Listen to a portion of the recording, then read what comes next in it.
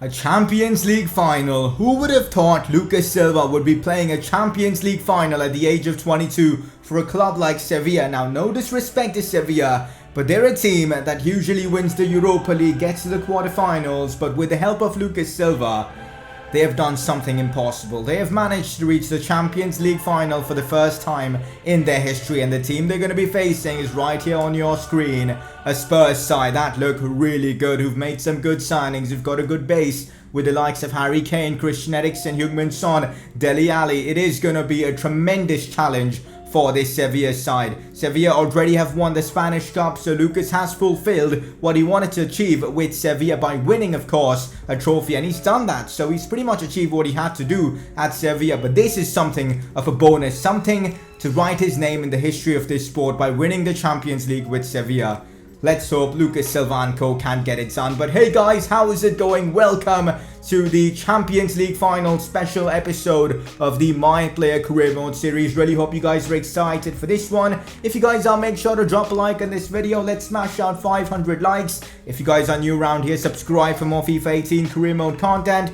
Talking about FIFA, let's just say I may have a chance of recording some early FIFA 19 content for you guys. What would you like to see related to Career Mode Ultimate Team? Let me know in the comment section below. But anyways, moving on. It is time for the Champions League final. Before we get into that, take a look at some of Lucas's stats so far this season. 36 games, 6 goals and 20 assists. If he can deliver, those kind of performances that he's done so far this season against Spurs, it'd be brilliant. And here it is, time for the Champions League final. Time to get hyped. The anthem is in the background, and it's going to happen. Let's get the big win and lift this Champions League trophy with Sevilla. There you go, Ben Yedder and Harry Kane warming up. I'm sure those two are going to play a key part in this tie. Of course, playing at the Santiago Bernabeu in Spain itself. Spurs versus Sevilla. I mean, it kind of has a feeling of a Europa League final because you won't expect Spurs in the Champions League final, the same with Sevilla. But oh well, it's happened.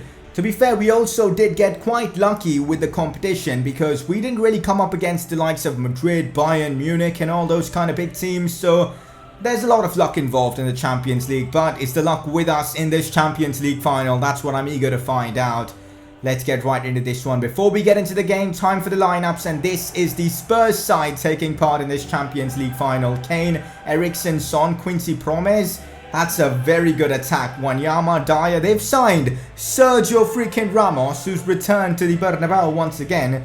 Their team is really, really good, man. This is going to be a tough game. On the bench, they've got the likes of Dele Alli as well.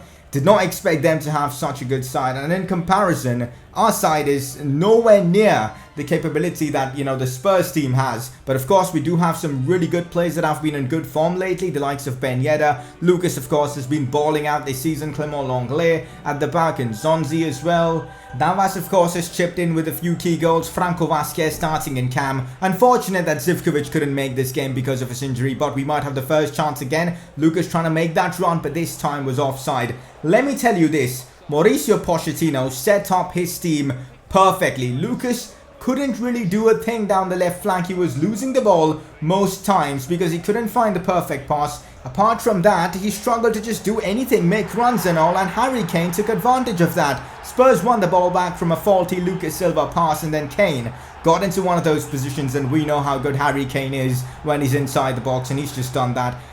Brilliant, brilliant finish from Kane to turn the defender. Fair play, and now we are in the disadvantage in this Champions League final. Here is Heung-min Son. Decent defending though from Lucas, but in this game, we'd expect Lucas to push forward, create chances like he's done all season, but fair play to Spurs. They almost blocked Lucas Silva for most of the game. Chance here for Vasquez, who gets the shots off. Decent attempt, but Hugo Lloris does come up with a solid save. Here's now Spurs on the attack. As I said, they were relentless in this game. 43rd minute chance for Quincy Promes. Promes plays it inside into Christian Eriksen. Holds up the play well. Still Eriksen. Plays it back into Wanyama. Big chance now for Spurs. It's Son with the shot. Lucas was caught napping. He's not really had the best of games in this first half. thankfully the keeper, David Soria, does come up with the save. And now in the 48th minute, we could see a chance for Spurs. It's been all Spurs this game. We're really embarrassing ourselves in this Champions League final. Aurier gets the shot off, hits the post, and hits it again. He's hit the post twice. How unlucky could Serge Aurier get? But thankfully that didn't go in, because if that went in, it would have probably been all over for us. We still have a bit of ray of hope here. Wanyama finds Dyer, but it's all relentless attacks here from Spurs. Massive chance again. Quincy Promes shoots. David Soria again with this save. But this Champions League final is turning out to be a massacre for us, because we're barely getting any chances. Another opportunity for Tottenham as Lemar with the header thankfully does not score from that. But we're getting massacred here. I mean, we've barely had any chances in this Champions League final. It's just been humiliation so far. Again, a chance for Spurs. Maybe it's right. Maybe Lucas needs to make the move away from Sevilla, because he's not going to win the Champions League with this side. Spurs are just too good. They've invested well. They developed their team really well. And of course, we're of no match to them. Here's Son finding Harry Kane, and it's getting pretty depressing as Kane with another opportunity gets the shot off. David Soria does make the save again, but we're barely doing anything. Lucas now out of position. Ball played out wide into Thomas Lemar again, who switched sides now on the right side. Dele Alli hits the post as well. Hugo Mayo does clear. Spurs should be 3-0 up and comfortably winning this game. But oh well, man, we've literally been dominated, and it doesn't look like we're going to be having any chance of getting anything out of this game. And it does look like the Champions League final is going to be ending in despair for us, as we do lose the final to Spurs, and Spurs have won the Champions League. Of course, I'm disappointed, but let's be honest. Any of you guys at the start of this season thought Lucas would achieve this much this season? Probably not. Lucas has done practically the impossible by winning, you know, the Spanish Cup with Sevilla this season, doing so well in La Liga, getting to a Champions League final. We should appreciate what he's done for Sevilla, and that was also his final game as Sergio Ramos lifts yet another Champions League trophy, this time for Spurs. Weird seeing him in a Spurs shirt. Of course, you know, both Spurs and Madrid wear the white shirt, but kind of fitting that Ramos is lifting the trophy in the Bernabeu. Regardless, these were Lucas's stats. End of game. Again, disappointed with Lucas. He really should have done better in the Champions League final. But as I was saying, Pochettino really planned his team well out for this one. I mean, Lucas couldn't go forward at all. Normally, you'll see his heat map, of course, in the opposing half. This time, he was practically defending most of the time. So, fair play to Spurs for keeping Lucas at bay and not allowing, you know, him to push forward. So Spurs win the Champions League, I guess deservedly so. But that is it for Lucas Silva's season, domestic season, his season with the club. It ends in a bit of a sour note, but at the same time, we cannot, you know, underrate what he's achieved for this Sevilla side. Of course, next season he will be making the move to a big club. Hopefully that happens soon. But anyways, before that, we've got some awesome news. Lucas Silva, who finished the top assister in the Champions League, has been awarded the UEFA Player of the Year of this competition, which is a fantastic feat. I mean, winning such a important award at this stage of his career, definitely deserved. I mean, you could have argued maybe maybe the likes of Harry Kane deserved it, but Lucas had, 5 assists. He was so good in the Champions League this season, scoring a few goals in the group stages as well, and even in the knockouts. So deservedly so, he wins the UEFA Player of the Year award, which is a brilliant to see. Anyways, these are Lucas's stats come end of the season. He has, of course, 26 goals plus assists this season, which for a left back, by the way, is just insane. So fair play to Lucas for getting the job done with Sevilla this season. It's only onwards and upwards from here.